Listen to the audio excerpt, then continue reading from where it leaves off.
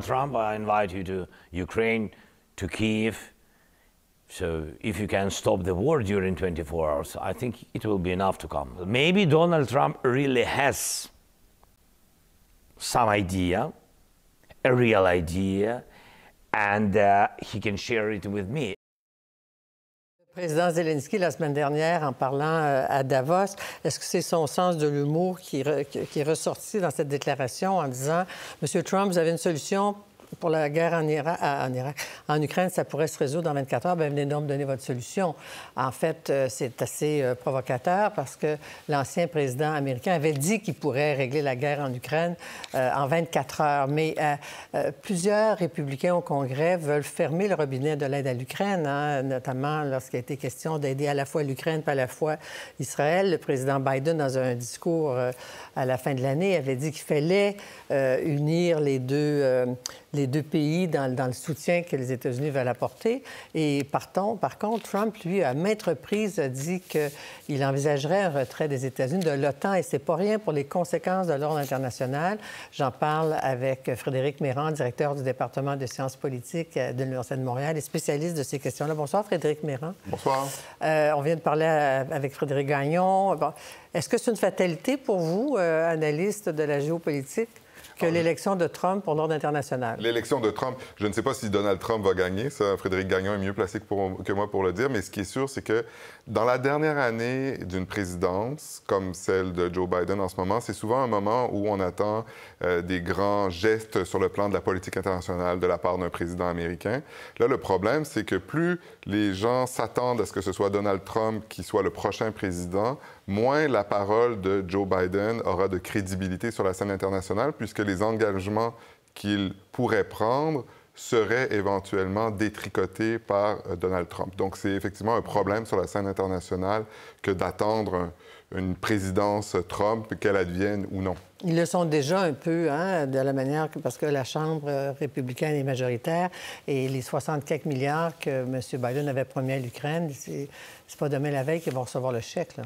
Sur l'enjeu de l'Ukraine en particulier, il est certain que Biden ou Trump, la température a beaucoup changé au Congrès et s'il y a de l'argent pour l'Ukraine, ce sera dans le cadre, comme vous l'avez mentionné, d'un deal plus général où il s'agirait surtout de soutenir Israël. Donc, ce n'est pas une bonne nouvelle pour les Ukrainiens. Et ça nous ramène à cette promesse de Trump de se retirer de l'OTAN. C'est pas si simple que ça que de se retirer de l'OTAN.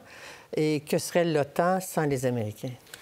Pas grand-chose, parce qu'effectivement, les Américains sont à l'origine de la création de l'OTAN et sont la principale puissance militaire et le plus gros contributeur de force à l'OTAN, mais aussi celui qui dépense le plus en matière de dépenses militaires. Donc, l'OTAN sans les États-Unis, c'est l'Union européenne plus le Canada, donc c'est pas très crédible. Mais Donald Trump a toujours eu un discours assez intéressant.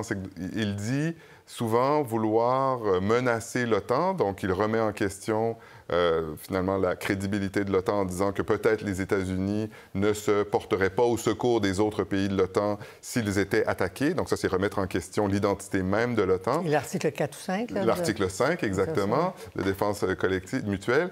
Mais Donald Trump souvent dit, il l'a dit encore récemment, en fait, c'est comme ça que j'obtiens des Européens qu'ils dépensent davantage pour leur propre défense. Il le présente un peu comme une façon de les amener à augmenter leurs dépenses militaires. Et il y a certains acteurs en Europe, certains dirigeants, notamment en France et aux Pays-Bas, qui sont un peu d'accord avec Donald Trump, c'est-à-dire qu'ils disent, regardez, les Européens doivent être en mesure d'eux-mêmes organiser leur propre défense, de venir, par exemple, en soutien à l'Ukraine, parce que nous ne pourrons pas toujours compter sur les États-Unis. Donc, il y a une espèce de souk à la corde entre les deux. Ça, c'est l'autonomie stratégique européenne. Mais en même temps, ça ne donne pas des garanties de paix au bout, là. Non, et les pays qui sont les plus inquiets d'une présidence Trump, ce sont évidemment les pays à l'Est, des pays comme la Pologne, les pays baltes, parce que pour eux, la véritable défense territoriale face à la menace russe, elle ne peut provenir que des États-Unis, pas de la France ou du Royaume-Uni.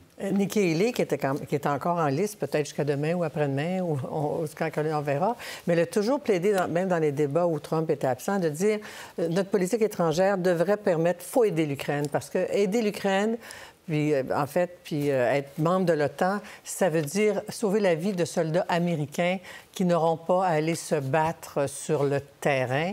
Et cet argument-là ne semble pas porter fruit, en tout cas pour Nikki Haley. Non, le Parti républicain est véritablement divisé sur les questions de politique étrangère. Nikki Haley représente la frange plus traditionnelle du Parti républicain. Il y avait certaines personnes issues de cette frange-là qui étaient autour de Donald Trump pendant son premier mandat.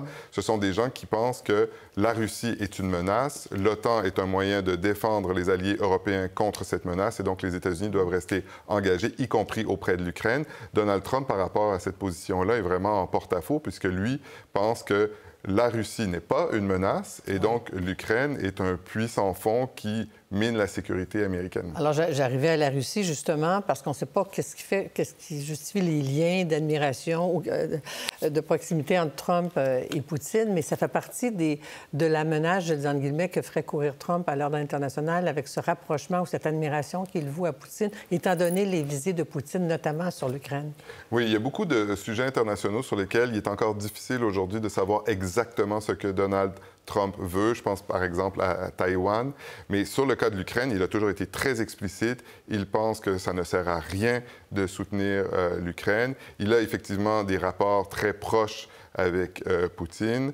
Il en admire probablement le caractère d'homme fort.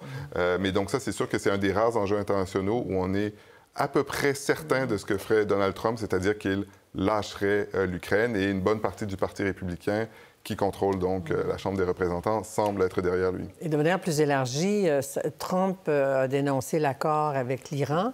L'Iran est en toile de fond de ce qui se passe entre Israël et le Hamas, les Houthis au Yémen, le Hezbollah. Donc, Trump versus donc cette situation-là vis-à-vis de l'Iran et tout ça, qu'est-ce que ça donne? Oui, bien ça, c'est l'autre sujet sur lequel on peut avoir une assez bonne idée de ce que Trump ferait. Sa position est... Bon, d'abord, elle est pro-Israël, très fortement, comme le Parti républicain. Donc, un président Trump, on s'attend à ce qu'il... Comme Biden aussi. Mais plus que Biden. C'est-à-dire que Biden ménage est considéré comme pro-israélien, mais aussi des mots qui sont... Il est favorable aux deux États. Mais c'est sûr qu'il a une position qui est plutôt pro-israélienne. Mais avec Donald Trump, je pense qu'on serait... Ce serait un saut qualitatif, là, comme il l'a démontré pendant sa première présidence. Et évidemment, ça veut dire aussi des relations très hostiles à l'endroit de l'Iran. Il a aussi été très explicite à ce sujet.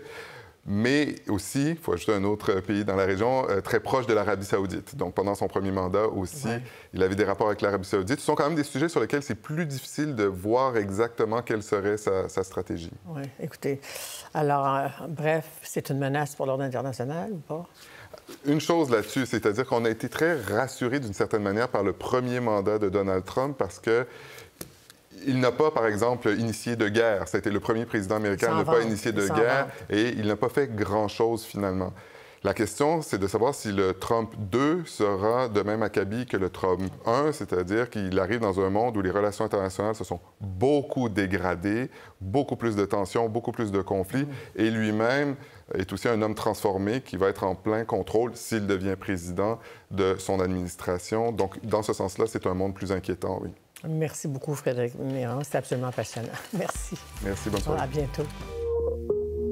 Pour voir nos émissions en entier, rendez-vous sur la chaîne Ici RDI.